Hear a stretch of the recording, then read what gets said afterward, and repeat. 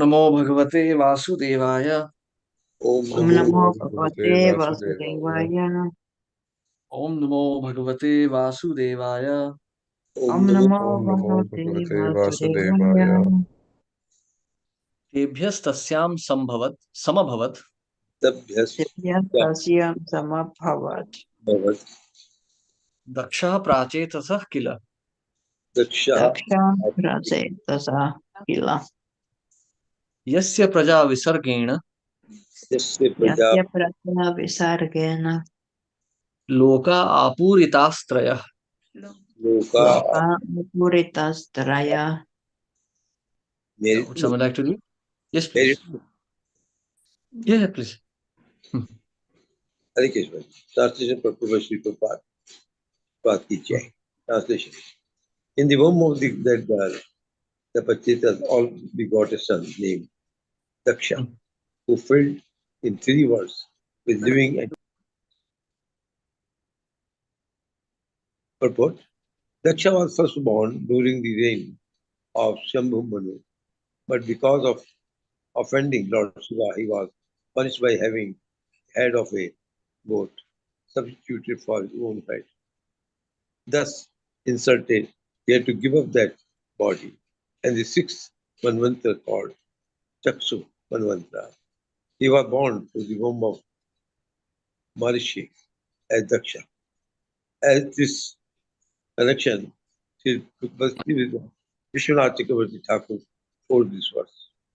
Chaksu te ante parpate tapte parak sarja कलाम विद्युते यहा ससर्ग प्रज्ञस्तः सहा दक्षः देवी तद्वितीयः.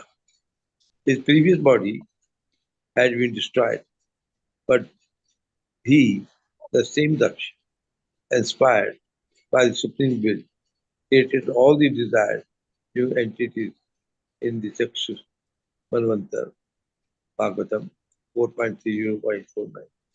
The Daksha regained his previous opulences and again begot thousands and millions of children to fill the 3 months. Hare Krishna Vardhan Pradhan. Hare Krishna. Thank you very much, Prabhu. So we have read this story previously about Daksha being beheaded, by that demon which was sent by Lord Shiva, who destroyed his head and everything. Now, now there he got the head of a goat. In the third canto we were reading, he got the head of a goat and he felt very insulted. Prajapati Daksha was very beautiful. I mean, we can understand, that when we like sometimes we feel we when we hear about the stories of demigods, it's a very complex thing. They are devotees of the Lord, but at the same time, sometimes their behavior is absolutely shocking, and we are really confused as to what their real position is all about. They are actually Srila Prabhupada used this term very cautiously, this term demigod, because they are, even though they are, what we call Vibhuti Mat Sattva, they are also Vibhinna Amsh of the Lord, they are still much more powerful.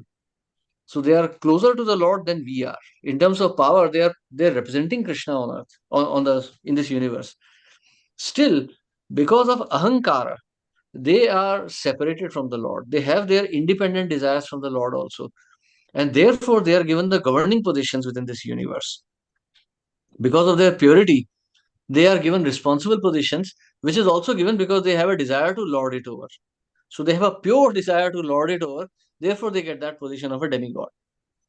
Now, specifically, this Prajapati Daksha, he had this position for creation of population in the universe.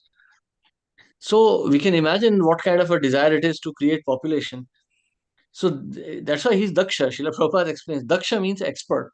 He's expert in sex life. Prajapati Daksha, Prajapati, is the master of population. So his job is to create population. So therefore, as soon as he detects some kind of disturbance in that effort, he becomes very unhappy. Like he offended Lord Shiva, he offended Narad Muni. So we can see that. So because of offending Lord Shiva, his head was destroyed and he got the head of a goat. But after execution of austerities, he got his opulence back and he could create population. And in the next canto, actually, we're going to study this story, the story of his creation of sons and daughters and what happened to them.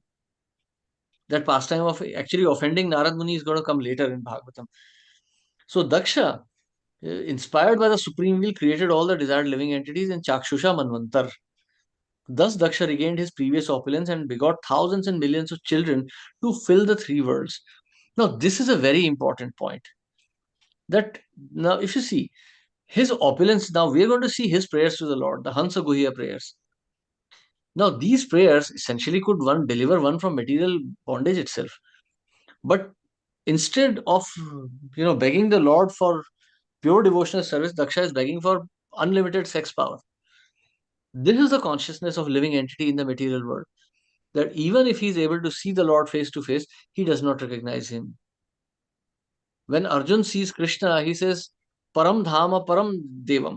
But when Duryodhan sees the Lord, he thinks he is a trickster. So even though one can see Krishna face to face, unless one is purified by knowledge and devotional service, one will not be able to understand the position of the Supreme Lord. Therefore, Krishna is saying, Tesham Satata Yuktanam Bhajatam Priti Purvakam, one who's continuously engaged in loving devotional service, Dadami Buddhi Yogam Tam. I give him that power. I give him that intelligence by which to come to me. So this final step, the final position of reestablishing the relationship between the living entity and Krishna, that is the mercy of Krishna only. That's why we are always praying. We have so many bhajans, Danya O Prapatti, then we have, the Savarana Gaur Pad Padme Prarthana. All these are begging for mercy of the Lord. Why are we begging? If we don't beg, if we are acting on our false ego that, I know, then we can reach up to the very edge of the material creation and we can see the Lord face to face. We become free from birth, old age, disease, and death, but still will not attain the love of Godhead. So this love of Godhead can be only given by Lord Krishna himself. So it is obtained by chanting in the mood of humility. Tanadapi sunichena taror eva sahishnuna. Tolerant, more tolerant than more humble than a blade of grass and more tolerant than more tolerant than a tree. Amaninaha manadin. And there even the biggest of devotees fall down. Amaninaha manadin. I am such a senior Prabhu, why don't they treat me with respect? No, amaninaha manadin. Kirtaniya sadahari. What does this mean really? Because this means that we give up this false identification of the body. I am not this body at all. If you're driving a car and rain is falling on the car, you don't feel cold. You don't start shivering. You don't put an umbrella on top of the car because you don't identify with the car. You make sure that the car does not drown in a river or something. You make sure that the water is not so much that you can't see anything outside. But at the same time, you don't put the car in a heater or something. You don't wipe the car with a towel and put some warm clothes. No, you know that you are not the car. So a devotee also understands that this body is merely a vehicle. The body and the mind, they are mere instruments. I am not these. Therefore, for him, insult or respect or happiness or distress or heat and cold, they are all the same. Krishna is emphasizing this point again and again in Bhagavad Gita. Second chapter, twice Krishna repeats this point. 18th chapter, this point comes. Why is Krishna repeating these points? Because this is the very crux of bhakti. This is the very core of bhakti.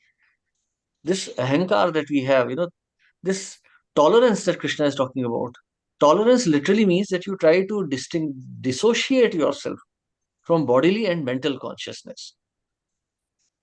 So we have to get rid of this mind, which is the source of all our troubles. Mind is the best friend and mind could be the worst enemy. So Krishna is explaining this in the 6th chapter of Gita. So Daksha, we see, has no control over his mind. He worships the Lord, but simply to acquire material opulence. But that is also a function. So you see, this is a very important point. This kind of what we call a dichotomy in religion, dharma sankat, as we call it in Hindi. What does this really mean? That there is a mission of the Lord, but we should not be fulfilling it. How do we even understand this? Because in this material world, there are actions and reactions. If I have killed someone, then I deserve to be killed. So someone will come to kill me. But when someone kills me, I become free from that reaction, but that person gets that reaction. So therefore, the great saintly souls, they avoid interactions of material nature. We see the story of Maharaj Nriga in the 10th canto. Maharaj Nriga, with all good intentions, he was donating the cows. But somehow the other accident happened. One cow went to the other Brahmana, and the other Brahmana would not release it. So Maharaj Nriga became sinful with no sinful intentions and no sinful actions also. But still, he was cursed. He received a sinful reaction. So material world means padam padam yat viptam, danger at every step. So therefore, one may think, okay, I am only executing Lord's wish. I gamble in the stock market and I give the money to the temple. Well, the temple will prosper, you will get some punya, but you are gambling, so you'll get some sin also. So avoid this kind of dharma sankat. Sadhus avoid this position altogether. They don't want to be in a position where they have to make Hobson's choice. Hobson's choice means, lesser of the two evils. But there is all evil only. So therefore, in material world, Dvaite Bhadra Bhadra Jnana, Sava Manodharma. Ei Bhala, Ei Manda, Ei Sava Bhram. So in this material world, everything is just an illusion, the illusion of goodness. So one should not try to fall in such a position. Now one may think, what is wrong with this? Daksha was lusty, but he worshipped the Lord and he did this. Yes, but he had to suffer the reactions also of that. So why get into a position? Krishna doesn't want our service in this manner. If you can simply surrender everything, that is more acceptable to Krishna. Hare Krishna. Yes, any questions or comments here? Hare Krishna, Prabhuji, Dhanavad Prabhu. Good pranam. Okay, so I actually joined a little late. I heard what I heard in last 2 minutes. So Prabhuji, like you said now, that the stock market and donating temple. So what I understood, it is better to strive with poverty than working hard for earning too much money to do bhakti in a luxurious way. Yes.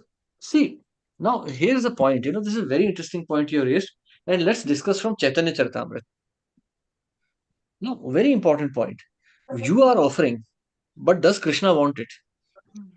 Will Krishna accept it? Does Krishna want that thing? Someone may say, like this Sri Venkateshwara hatcheries in South India. Now he may say, I am killing animals and I am donating to ISKCON. So is that money acceptable? Will Krishna like it?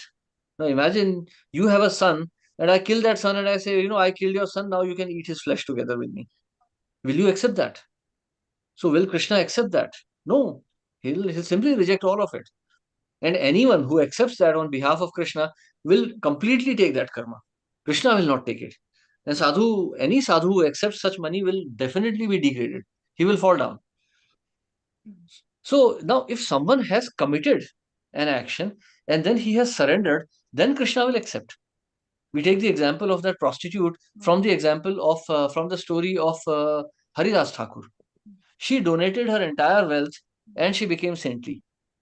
So that kind of a wealth is acceptable because she did everything in ignorance, but as soon as she got knowledge, she surrendered everything. So that kind of a surrender is acceptable to Krishna. But if I continue to sin and I say, no, this money is I'll give it to Krishna, Krishna will not accept it.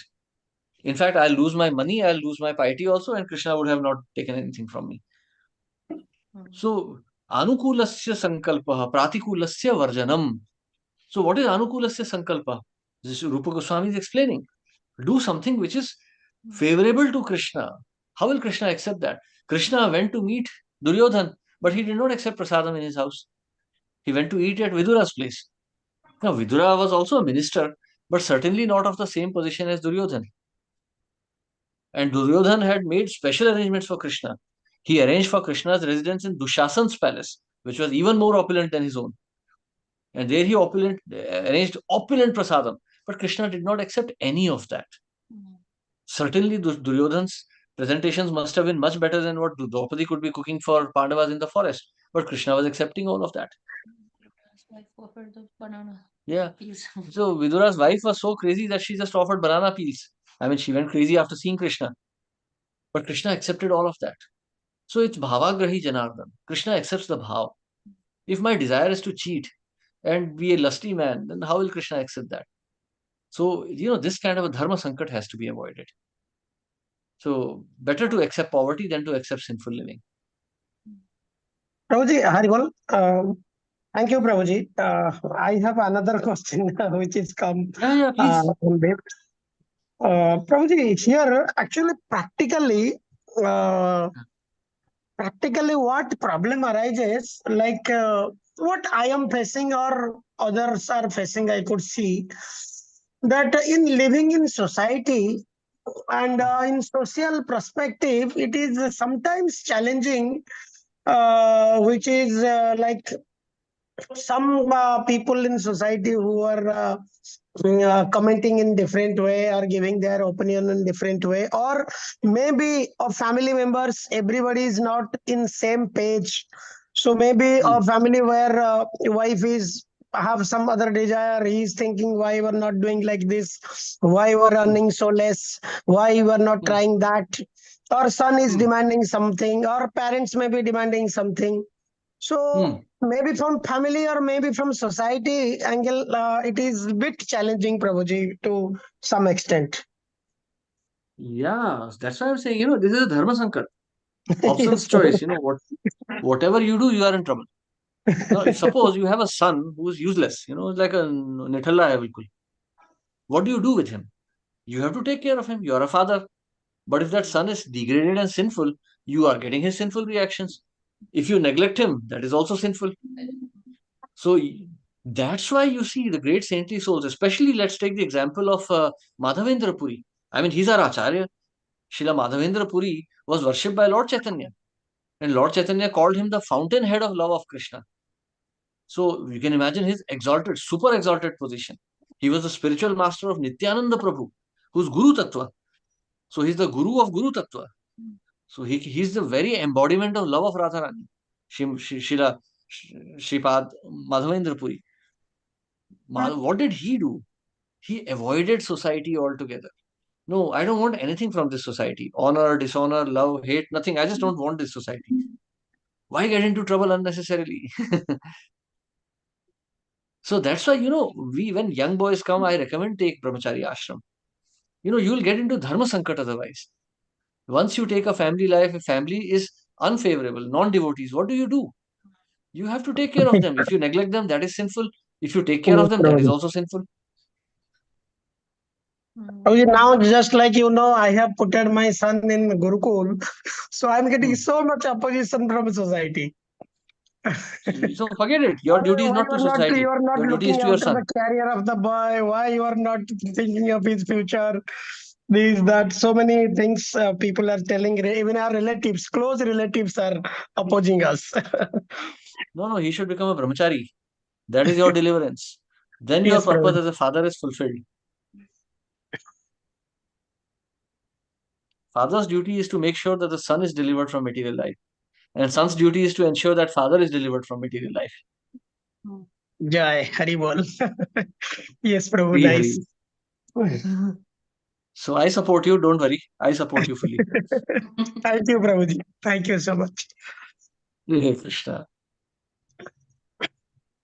Yes. So any other questions or comments here? See, I want you to think, please don't just read and say, Jai, nice story. No, please analyze it. Think very deeply. Why are we discussing Daksha? Daksha is not exactly a stellar example of a great devotee. He's not even like a good person, it seems. Then why do we discuss him so much again and again? In fact, this is not the last time. This is the second time we are discussing him, and we are going to discuss him a third time also. In fact, he's one of those personality alongside Narada Muni, who we are going to discuss so much. Why are we doing this? Think it over, Please try to understand, try to analyze. Otherwise, this will just become a story time, you'll just forget it. It'll be gone. You'll go back to mundane world. Next birth will be completely mundane. Because Krishna will see that you are not interested in him. Hare Krishna, Prabhuji, Yes. Dandavat Pranam. Dandat Pranam. Haji, Prabhuji, in the last sentence of the purport, Hmm. Daksha gave, begot thousands and millions of children to fill the three worlds. Means even for the lower planetary systems, he begot children, what? Hmm. I didn't get you? Most the children Means, also for the lower planetary system. Yes. You oh, will see the description of his children now. oh, because he's at level of demigod, no? That's why I was wondering. But even for the lower planetary systems. Yeah, in the next chapter itself, actually, we're going to see after Hansaguhya prayers, he'll be cursing Narad Muni. So he begot like serpents and this and that and different types of Oh, living entities. okay. He begot, he begot 11,000 sons, then 80 daughters, and then some other children also.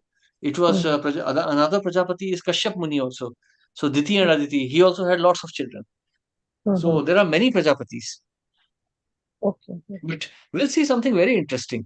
In case of Prajapati Daksh, we can see that he's very lusty. In case of Kashyap Muni, Srila Prabhupada writes that it appears that Kashyap Muni was an impersonalist. We saw that, remember, second canto? So, you see, to do this kind of a duty, what kind of a man is needed to give birth to millions of children? So he Hmm. must have some attachment to material nature, and that cannot be pure devotion. Hmm. Yes, Prabhu. Hmm. Okay, Prabhuji. Thank Yes. Yes. Shukadev Goswami. Okay, next verse. Yatha sasarja bhutani Thus, Thus, Yatha the bhutani bhutani daksho duhitra vatsala daksho Daksha Rohita Bachchala. retasa manasa chaiva Retasa Retasa Manasa Chaiva tam mamava hita shrinu. Mamava Hita Shrono. Yeah. Would someone like to read? It's a short verse and purport. you. I can read, Prabhuji. Yeah. Translation. Shukdev Goswami continued. Please hear from me with great attention how Prajapati Daksha, who was very affectionate to his daughters, created different types of living entities through his semen and through his mind. Purport. The word Duhitra Vatsala indicates that all the Prajas were born from Daksha's daughters. Srila Vishwanath Chakravarti Thakur says that apparently Daksha had no son. Oh, Hare Krishna. That's a very interesting point here. Prabhupada is writing, Srila Vishwanath Chakravarti Thakur says that apparently Daksha had no son. And in the very next chapter, fifth chapter, we're going to see that he had 11,000 sons, Haryashvas and Savalashvas. So they are not mentioned here because they all took sannyas. They were born, they grew up, they went for austerity, and they took sannyas. So he had no son. Because also technically, when a man takes sannyas, he is no longer a father, a son, or anything. He is socially dead. He has no relationships. So therefore, we can say that Vishwanath Chakravarti Thakur is actually correct. Daksha had no sons. He had just 80 daughters. Diti and Aditi were also there. So his grandsons were serpents and this and that and that. Hare Krishna. Hare Krishna Prabhuji. Yes. Yes. Brahmaji created Prajapatis so Hmm. they can do the further creation. Hmm. So what Daksha was doing was as per the instruction given to him. Huh? That's what I want to know. Did you get your question, Prabhu? Well, my question is, the Prajapatis were created by Brahmaji Hmm. and they were given Hmm. specific duties. Hmm. They was given the duty of creating the progeny. Hmm. So why should he be criticized for that? He Why was should he doing criticize? for having so many children and all that. So who's criticizing whom? It is what the text says. If you see the text, it is written. Hmm. Have so many the girls and the sons, and the Hmm. sons had gone to her sannyasas. Hmm. Now the girls were Hmm. there. Hmm. So this is the reflection I want to know. And what is different between him and the other Prajapatis? Oh, they're just different people, like because like Earth is full of trillions of living entities. So many Prajapatis are needed. There's just like as many as possible. So more are needed to create children. So many are created. Okay. Okay. Hmm. Hare Krishna. Okay, so we stop here today. We continue tomorrow with this discussion. We see the activities of Prajapati Daksh. So thank you very much. Hare Krishna. Srila Prabhupada ki jai. Jai. With Hare Shri Krishna, Hare Prabhuji, Krishna, Dandavat Dandavat Pranam. Hare Thank Krishna, Pranam. you. Guruji, Shri Prabhupada ki jai. Dandavat. Jai Dandavat. Hare Krishna. Hare Krishna.